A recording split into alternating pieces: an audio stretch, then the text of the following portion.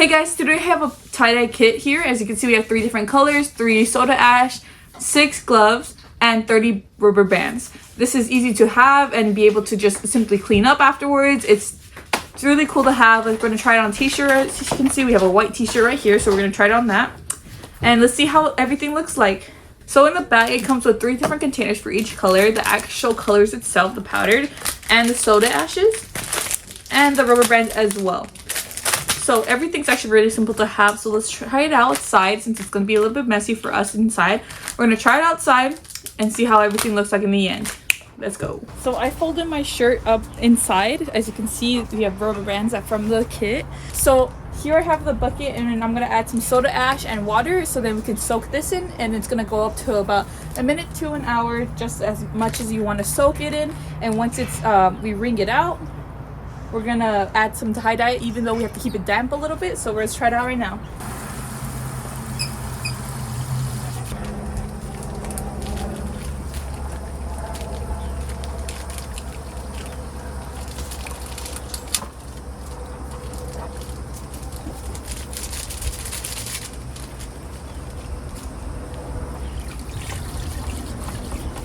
Dump in the shirt.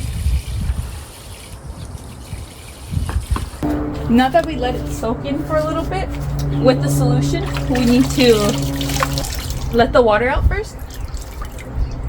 And with that, we can start tie-dyeing. And these gloves size are fit most. So as you can see, it doesn't matter how big or small your hands are, they're gonna still fit. Start with teal. And it's very vibrant colors.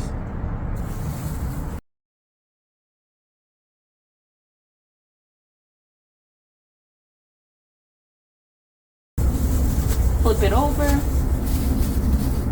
and do the same.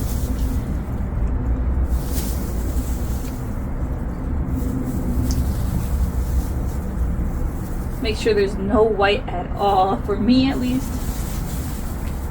So in the end, we have it dry. We just washed it, rinsed it out, and this is what the end results looks like. Of course, they have instructions on how to make different designs on the actual box itself, but we just decided to do our own direction, and as you can see, it came out really nice. The colors are vibrant. You can barely see any white, which I love, and this is amazing. You do have to let it dry after you just dyed it, and then wash it with water until it runs clear, and then it comes out like this pretty.